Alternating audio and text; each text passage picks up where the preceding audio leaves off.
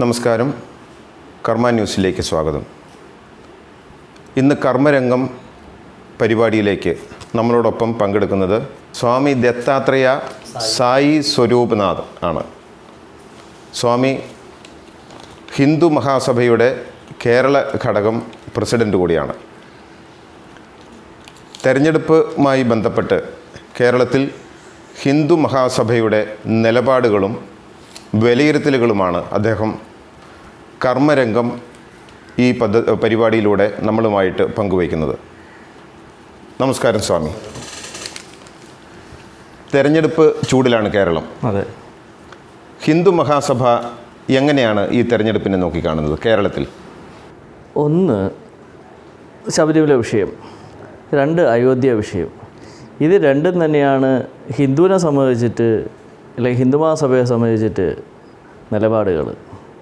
അതിന് അനുകൂലമായിട്ട് നിൽക്കുന്ന ഘടകങ്ങൾ തന്നെയാണ് ആവശ്യം. കാരണം ഇത് പറഞ്ഞും കൊണ്ട് തന്നെയാണ് ഇവിടെ BJP ഇലക്ഷനെ നേരിടുന്നതും. അപ്പോൾ ശബരിമല വിഷയം വന്ന സമയത്ത് ഉടനെ തന്നെ ഇലക്ഷൻ കമ്മീഷൻ ഇവിടെ പറഞ്ഞു അത് ശബരിമല വിഷയം പാടില്ല എന്ന്. അത് തീരുമാനിക്കേണ്ടത് ശരിക്കും ജനങ്ങളാണ്. അത് ഒരു വിഷയം, നിലവിലുള്ള വിഷയങ്ങൾ എന്ത് തന്നെയായാലും അത് ജനങ്ങളെ ബാധിക്കുന്നതാണ്. ആ ബാധിക്കുന്ന വിഷയങ്ങളെ അത് ജനങ്ങൾ തിരിച്ചറിയുക തന്നെ വേണം. കാരണം ആരൊക്കെയാണ് എന്തൊക്കെയാണ് ഇവിടെ കാണിച്ചതെന്ന് ഇവിടെ എല്ലാവരും കണ്ടുകൊണ്ടിരിക്കുകയായിരുന്നു. ഹിന്ദു മഹാസഭയ്ക്ക് കേരളത്തിൽ സ്ഥാനാർത്ഥികളുണ്ടോ? നിലവിൽ സ്ഥാനാർത്ഥികൾ ഇല്ല. പക്ഷേ നിർത്തണമെന്നുള്ള തീരുമാനം ഉണ്ടായിരുന്നു. അപ്പോൾ കേന്ദ്രത്തിൽ മോദിജി ഹിന്ദു മഹാസഭയുടെ നാഷണൽ പ്രസിഡന്റ് ചക്രപാണിയായിട്ട് സംസാരിച്ചു. അങ്ങനെ അയോധ്യ ഉൾപ്പെടെ 5 സ്ഥലങ്ങളിൽ ഹിന്ദു മഹാസഭയ്ക്ക് അവിടെ സ്ഥാനാർത്ഥികളെ കൊടുത്തു. അതായത് അയോധ്യ ഉൾപ്പെടെയുള്ള സ്ഥലങ്ങളിൽ NDAയുടെ ഭാഗമാണ് ഹിന്ദു മഹാസഭ. അതെ, NDAയുടെ ഭാഗമായിട്ട് മത്സരിക്കുന്നു. ഉണ്ട്. കേരളത്തിൽ NDAയുടെ ഭാഗമാണോ ഹിന്ദു മഹാസഭ? അല്ല. എന്തുകൊണ്ട്? കേരളത്തിൽ ഹിന്ദു മഹാസഭയില്ലെങ്കിൽ അവർക്ക് ഹിന്ദുക്കൾ എന്ന് പറയുന്നവരുടോ ഇല്ലെങ്കിൽ അങ്ങനെയുള്ളവരെയൊന്നും ആവശ്യമില്ല. ശരിക്കും BJP വേണം ഇവിടെ തീരുമാനമെടുക്കാനായിട്ട് ഉള്ളത്, മറ്റുള്ള പേരെ കാണേണ്ടതും ഇല്ലെങ്കിൽ തീരുമാനത്തിലേക്ക് വരേണ്ടതും. ഇതുവരെ കേരളത്തിൽ BJPയുടെ കൂടെ NDA സംഘത്തിലേക്ക് ഹിന്ദു മഹാസഭ പോയിട്ടില്ല. ഹിന്ദു മഹാസഭ സംഘപരിവാർ പ്രസ്ഥാനങ്ങളിൽ ഒന്നല്ലേ? അല്ല. അല്ല അല്ല. സംഘപരിവാർ പ്രസ്ഥാനങ്ങളുടെ ഐക്യവുമായി ബന്ധപ്പെട്ട് യോജിച്ച് പ്രവർത്തിക്കാൻ ഒരു ഹൈന്ദവ സംഘടന എന്ന നിലയിൽ നിങ്ങളുടെ സംഘടനയ്ക്ക് ഉത്തരവാദിത്തമില്ലേ? ഇല്ല. കാരണം ഹിന്ദു മഹാസഭ തന്നെയാണ് ഭാരതത്തിലെ ആദ്യത്തെ രാഷ്ട്രീയ സംഘടനയും ഇല്ലെങ്കിൽ സ്വാതന്ത്ര്യ സമരത്തിന് വേണ്ടിയിട്ട് രൂപം കൊണ്ട സംഘടന ഹിന്ദു മഹാസഭയാണ്. അതിൽ നിന്നാണ് സംഘം ഉണ്ടായതും RSS ഉണ്ടായതും. അത് കഴിഞ്ഞിട്ട് സംഗമം പിരിഞ്ഞു മാറി. അത് കഴിഞ്ഞിട്ട് ജനസംഘം വന്നു. ജനസംഘം കഴിഞ്ഞിട്ട് ജനതാ കക്ഷിയായി. അത് കഴിഞ്ഞിട്ട് ജനതാ പാർട്ടിയായി. ഇപ്പോൾ ഭാരതീയ ജനതാ പാർട്ടിയായിട്ട് അത് പോകുന്നു. ഹിന്ദു മഹാസഭ അന്നും ഇന്നും ഹിന്ദു മഹാസഭയായിട്ട് തന്നെ പോകുന്നു. ഹിന്ദു മഹാസഭ ഉയർത്തിപ്പിടിക്കുന്ന ആശയങ്ങൾ ഹൈന്ദവ ഐക്യവും ഹൈന്ദവ ഭക്തരുടെ പുരോഗതിയുമാണ്. ഇത് തന്നെയാണ് സംഘപരിവാർ പ്രസ്ഥാനങ്ങൾ ഉയർത്തിപ്പിടിക്കുന്നുവെങ്കിലും പല സമയങ്ങളിൽ അവരുടേതായ നിലപാടുകൾ ഒരിക്കലും പലപ്പോഴും വ്യതിചലിച്ച് പൊയ്ക്കൊണ്ടേയിരിക്കുകയാണ്. എന്താണെങ്കിലും അവരുടെ പരസ്യമായ നിലപാടുകൾ ഒരു ഹൈന്ദവ മുന്നേറ്റമാണ്. ആ നിലയ്ക്ക് എന്തുകൊണ്ട് ഒരേ ചിന്താഗതിയുള്ള നിങ്ങൾ അവരുമായിട്ട് യോജിച്ചു പോകുന്നില്ല? കാരണം നമ്മൾ മാത്രം യോജിച്ചാൽ പോലും അവർ യോജിച്ച് പറഞ്ഞല്ലോ. അങ്ങനെയെങ്കിൽ ഈ തെരഞ്ഞെടുപ്പിൽ നിങ്ങളുടെ വോട്ടുകൾ എങ്ങനെ വിനിയോഗിക്കും? ഹിന്ദുവിന് ആരാണ് ഹെൽപ്പ് ചെയ്യുന്നത് അവർക്ക് വേണ്ടി ഉപയോഗിക്കുക എന്ന് തന്നെയാണ്. ഇപ്പോൾ അങ്ങനെയെങ്കിൽ കേരളത്തിൽ ആരാണ് ഇപ്പോൾ ഈ വിഭാഗത്തെ കൂടുതൽ സഹായിക്കുന്നതും അനുകൂലിച്ച് നിൽക്കുന്നതും? അത് കമ്മ്യൂണിസ്റ്റ് പ്രസ്ഥാനങ്ങളാണോ, UDF ആണോ, NDA ആണോ? കേരളത്തെ സംബന്ധിച്ച് നോക്കുമ്പോൾ വ്യക്തിപരമായിട്ട് പല ആൾക്കാരും ഹിന്ദുവിൻ്റെ വിഷയങ്ങൾ, ശബരിമല വിഷയങ്ങളെ അവരവരുടേതായ രീതിയിൽ സപ്പോർട്ട് ചെയ്യുന്നുണ്ട്. ഇന്നിവിടെ മത്സരിക്കുന്ന പല വ്യക്തികളും ശരിക്കും പറഞ്ഞു കഴിഞ്ഞാൽ ശബരിമല വിഷയം ഉൾപ്പെടെ പലരും സപ്പോർട്ട് ചെയ്തവരാണ്. അത് ഏത് രാഷ്ട്രീയ പാർട്ടിയിലുള്ളവരാണെങ്കിലും. പലപ്പോഴും സപ്പോർട്ടായിട്ടുള്ള നിലപാട് വന്നവരുമുണ്ട്, അതില്ലാത്തവരുമുണ്ട്. അപ്പം അത് ശരിക്കും അത് ജനങ്ങളാണ് മനസ്സിലാക്കേണ്ടത്. ശബരിമല വിഷയത്തിൻ്റെ കാര്യം ഇപ്പോൾ പറഞ്ഞു. ശബരിമല വിഷയം തെരഞ്ഞെടുപ്പിൽ മുഖ്യ വിഷയമാക്കുമെന്നും അത് ഉയർത്തിപ്പിടിക്കുമെന്നും NDAയും BJPയും പറഞ്ഞു. ശബരിമല വിഷയം തെരഞ്ഞെടുപ്പിൽ ഒരു വിഷയമേ അല്ല എന്ന് മുഖ്യമന്ത്രി പിണറായി വിജയൻ പറഞ്ഞു. ശബരിമല വിഷയത്തിൽ വ്യത്യസ്ത നിലപാടുമായിട്ട് പന്തളം രാജകുടുംബവും രംഗത്ത് വന്നു. ഇതിൽ ഏതാണ് ഹിന്ദു മഹാസഭ സ്വീകരിക്കുന്നത്? ഹിന്ദു മഹാസഭ എപ്പോഴും ശബരിമല വിഷയത്തിൽ ഒരേ ഒരു തീരുമാനം മാത്രമേ ഉള്ളൂ. ആ തീരുമാനത്തിൽ ഒരു മാറ്റവും ഹിന്ദു മഹാസഭയെ സംബന്ധിച്ചിട്ട് മാറ്റം വരുത്തിയിട്ടില്ല. അയോധ്യ വിഷയം പോലെ തന്നെയാണ് ശബരിമല വിഷയവും. അതിൽ ഒരു മാറ്റം വരുത്താനായിട്ട് ഹിന്ദു മഹാസഭ തയ്യാറല്ല. ഈ വിഷയം വന്ന അന്ന് മുതൽ ഹിന്ദു മഹാസഭയുടെ സ്റ്റാൻഡ് ഒരേ സ്റ്റാൻഡ് തന്നെയാണ്. ഇന്ന് മറ്റ് പലരും ഇപ്പോൾ ഒരു സ്റ്റാൻഡ് പറയും, കുറച്ച് കഴിയുമ്പോൾ വേറൊരു സ്റ്റാൻഡ് പറയും, അത് കഴിഞ്ഞിട്ട് വേറൊരു സ്റ്റാൻഡ് പറയും. അത് ഹിന്ദു മഹാസഭയെ സംബന്ധിച്ചിട്ട് അതിന് തയ്യാറല്ല.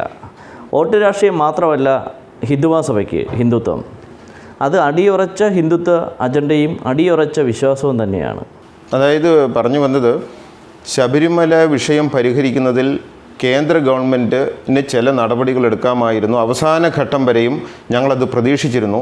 പക്ഷേ അവസാന ഘട്ടം വരെയും പ്രതീക്ഷിച്ചതുപോലെ കേന്ദ്ര ഗവൺമെൻറ്റിൽ നിന്നൊരു സമീപനം ഉണ്ടായിട്ടില്ല എന്നാണ് പന്തളം രാജകുടുംബം കുടുംബാംഗം പറഞ്ഞിരിക്കുന്നത്. അപ്പോൾ അങ്ങനെ ചെയ്തിരുന്നുവെങ്കിൽ വോട്ട് ചോദിക്കുന്നതിൽ അർത്ഥമുണ്ടാകുമായിരുന്നു, വോട്ട് ഹൈന്ദവർ കൊടുക്കുമായിരുന്നു എന്ന് അദ്ദേഹം പറഞ്ഞു. അതെ, ഈ നിലപാടിനോട് എങ്ങനെ പ്രതികരിക്കുന്നു? അപ്പോൾ BJP ഉയർത്തുന്നത് മുഖ്യമായിട്ട് ശശികുമാര വർമ്മ, പന്തളം കൊട്ടാരം ശശികുമാര വർമ്മ പറഞ്ഞത് ശരി തന്നെയാണ്.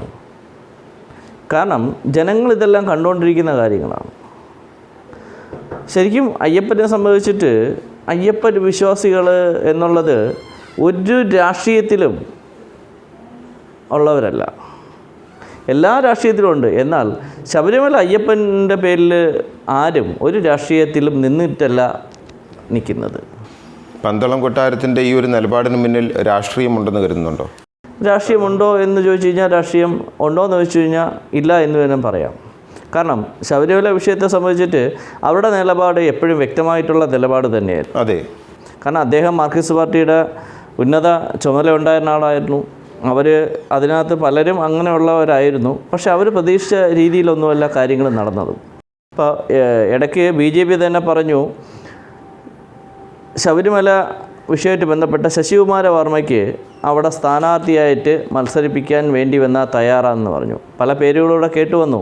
ശബരിമല വിഷയമായിട്ട് ബന്ധപ്പെട്ട് പല പേരുകളിലൂടെ കേട്ടുവന്നു. ആ പേരുകളൊന്നും ഇവിടെ കാണാനില്ല. ഇന്ന് ശബരിമല വിഷയമായിട്ട് ബന്ധപ്പെട്ടാണെങ്കിലും ആണെങ്കിലും ഇവിടെ വോട്ട് രാഷ്ട്രീയം തന്നെയാണ് ഇപ്പോൾ എല്ലാവർക്കും ആവശ്യം. അല്ലാതെ യഥാർത്ഥ ഹിന്ദുത്വ വിഷയത്തിലേക്ക് ആരും പോകുന്നില്ല.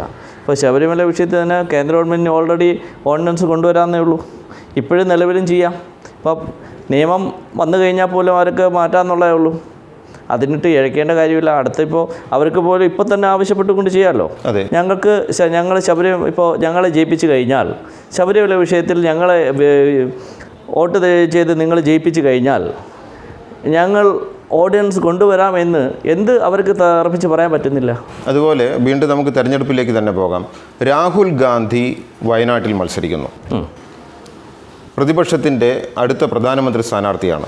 മോദിക്കെതിരെ ഇന്ത്യൻ രാഷ്ട്രീയത്തിൽ പകരം വെക്കാവുന്ന ബദലായിട്ട് ഉയർത്തിക്കാണിക്കുന്ന ഏക പ്രതിപക്ഷ നേതാവാണ് രാഹുൽ ഗാന്ധി. ആ ദേശീയ രാഷ്ട്രീയത്തിൽ നിറഞ്ഞു നിൽക്കുന്ന വ്യക്തി കേരളത്തിൽ വയനാട്ടിൽ മത്സരിക്കാൻ വരുമ്പോൾ എന്താണ് നിങ്ങളുടെ സമീപനം?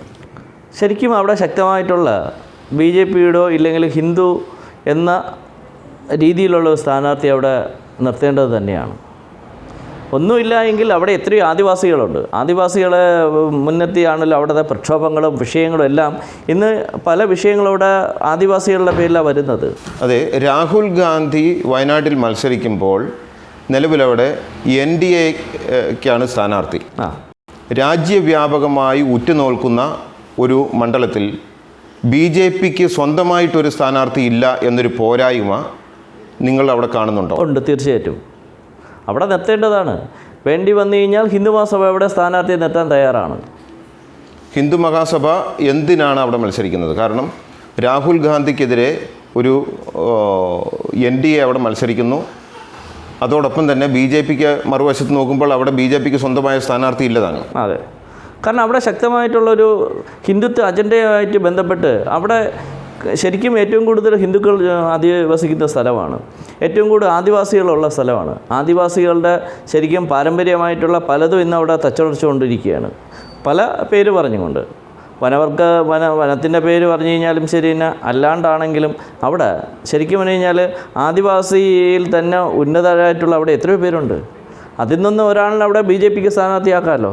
വേണ്ടി വന്നു കഴിഞ്ഞാൽ അത് നിർത്തിയില്ല എങ്കിൽ ഹിന്ദു മഹാസഭ അവിടെ സ്ഥാനാർത്ഥിയെ നിർത്താൻ തീരുമാനിക്കും. ബി ജെ പിക്ക് സ്വന്തമായ ഒരു ബി ജെ പി പ്രവർത്തകനെങ്കിലും മോദി ഉയർത്തിപ്പിടിക്കുന്ന രാഷ്ട്രീയം വയനാട്ടിൽ ഉയർത്തിപ്പിടിച്ച് രാഹുലിനെതിരെ മത്സരിക്കണമെന്നാണ് ഉദ്ദേശിക്കുന്നത്. അതെ തന്നെയാണ്, തീർച്ചയായിട്ടും.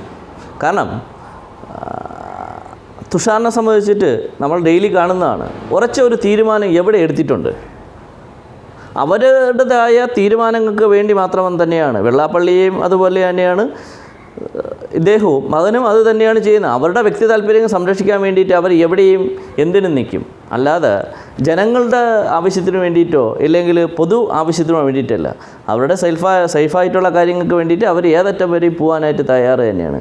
എന്താ ഇന്ത്യയിൽ മറ്റ് സ്ഥാനാർത്ഥികൾ ഇല്ലെങ്കിൽ പിന്നെ ഒരു വെള്ളാപ്പള്ളിയുടെ മകനും ഒരു വെള്ളാപ്പള്ളി മാത്രമേ ഇവിടെ ഉള്ളൂ. അല്ല, ബി ഡി ജെ എസ് ഉയർത്തിപ്പിടിക്കുന്ന രാഷ്ട്രീയവും ഹിന്ദുത്വ അജണ്ട മുൻനിർത്തിയുള്ളതാണ്. ആയിക്കോട്ടെ, ബി ഡി ജെ എസ് മാത്രമല്ല, ബി ഡി ജെ എസിനകത്ത് എത്രയോ സ്ഥാനാർത്ഥികളെ നിർത്താനായിട്ടുണ്ട്. എത്രയോ പേര് അവിടെയുണ്ട്, എത്രയോ പേരുണ്ട്. അവിടെയും വിലപേശൽ മാത്രമല്ലേ ഇവിടെ നടക്കുന്നുള്ളൂ, വേറെ എന്താ അവിടെ നടക്കുന്നത്? ബി ജെ പിക്ക് അവിടെ സ്ഥാനാർത്ഥി ഇല്ല എന്നതാണോ നിങ്ങൾ ഉന്നയിക്കുന്നത്? അതെ, തീർച്ചയായിട്ടും. അവിടെ ശക്തമായിട്ടുള്ളൊരു ബി ജെ പിയുടെ ഒരു പ്രവർത്തനം അവിടെ നിർത്താനായിട്ടുള്ള ഉത്തരവാദിത്വം ബി ജെ പിക്ക് ഉണ്ടല്ലോ.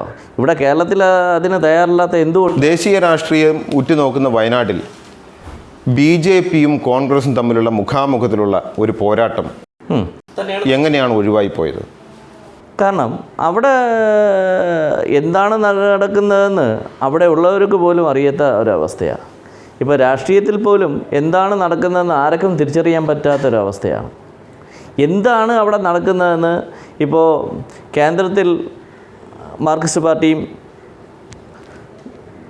കോൺഗ്രസും ഒന്നായിട്ട് നിൽക്കുന്നുണ്ട്, ഇവിടെ വരുമ്പോൾ തമ്മിലടിക്കുന്നുണ്ട്.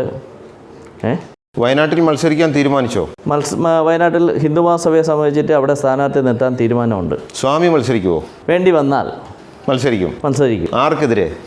എൻ ഡി എക്കെതിരെയോ രാഹുൽ ഗാന്ധിക്കെതിരെയോ അതോ ഇടതുപക്ഷത്തിനെതിരെയോ? എല്ലാവർക്കെതിരെ. ഹിന്ദു സഭയെ സംബന്ധിച്ചിട്ട് ഹിന്ദുത്വ അജണ്ട. ആരാണ് വയനാട്ടിൽ മുഖ്യ ശത്രു? സ്വാമി മത്സരിക്കുകയാണെങ്കിൽ ആരായിരിക്കും മുഖ്യ ശത്രു? അവിടെ ശരിക്കും പറഞ്ഞു കഴിഞ്ഞാൽ ഹിന്ദു മഹാസഭ ഹിന്ദുക്കൾക്ക് വേണ്ടി തന്നെയാണ് അവിടെ നിലനിൽക്കും. ഒരു ഇതിനും എതിരായിട്ട് ആരെ പ്രചരണത്തിൽ വിമർശിക്കും?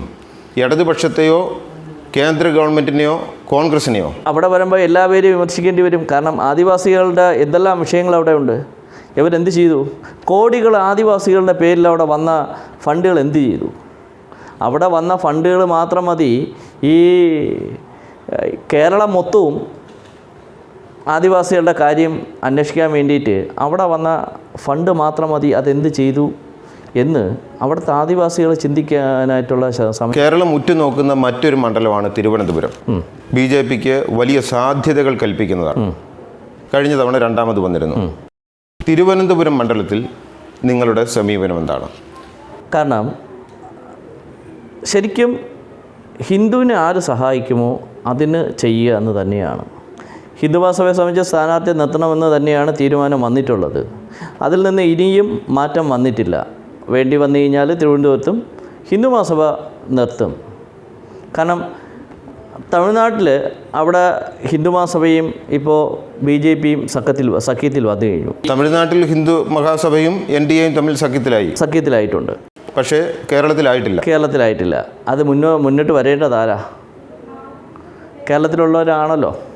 ഞാൻ ചോദിക്കുന്നത്, തിരുവനന്തപുരം ഉൾപ്പെടെയുള്ള സാധ്യത കൽപ്പിക്കുന്ന മണ്ഡലത്തിൽ എൻ ഡി എക്കെതിരെ നിങ്ങൾ രംഗത്ത് വന്നാൽ മറ്റ് സംസ്ഥാനത്ത് നിങ്ങൾ ഉയർത്തിപ്പിടിക്കുന്ന രാഷ്ട്രീയത്തിന് എതിരാവുകയില്ലേ അത്? ആയിക്കോട്ടെ. കാരണം ഇവിടുത്തെ മൂല്യങ്ങൾ സംരക്ഷിക്കേണ്ട ബി ജെ പിയുടെ നേതാക്കൾ അതെന്തുകൊണ്ട് അതിന് കടന്നു വരുന്നില്ല?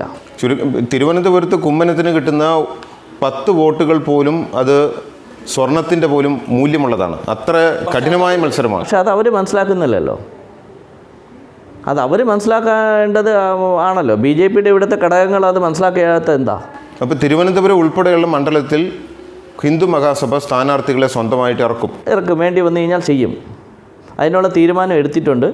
ഇവിടുത്തെ, അതായത് കേരളത്തിലെ തീരുമാനം എടുക്കാനായിട്ട് അത് ഡൽഹിയിൽ നിന്ന് തന്നെയാണ് പറഞ്ഞിട്ടുള്ളത്. നിങ്ങൾ ഇവിടുത്തെ എന്താണെന്ന് വെച്ച് കഴിഞ്ഞാൽ തീരുമാനം എടുത്തുകൊള്ളാൻ പൂർണ്ണമായിട്ടുള്ള സ്വാതന്ത്ര്യം ഇവിടെ തന്നിട്ടുണ്ട് ഞങ്ങൾക്ക്.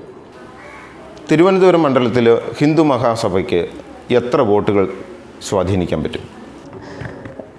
ഇപ്പോഴത്തെ വിഷയങ്ങളെല്ലാം വെച്ച് എന്ത് തന്നെ ആയാലും ഒരു വോട്ടാണെങ്കിലും അതിനും വില തന്നെയാണ്. ഹിന്ദു മഹാസഭ സംബന്ധിച്ചിട്ട് ഞാൻ ചോദിച്ചത് വോട്ടുകളുടെ എണ്ണമാണ്. എണ്ണത്തിനല്ല കാര്യം ഇവിടെ.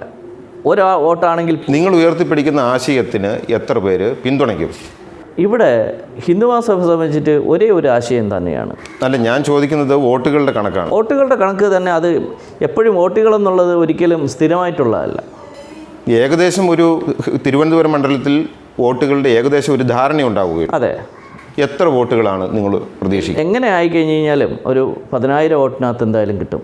വയനാട്ടിൽ എത്ര വോട്ടുകൾ സ്വാധീനിക്കാൻ പറ്റും? വയനാട്ടിൽ ശരിക്കും നല്ല രീതിയിൽ അവിടെയും ഏൺ ചെയ്യാൻ പറ്റും എന്ന് തന്നെയാണ്. ഏകദേശം എത്ര വോട്ടുകൾ?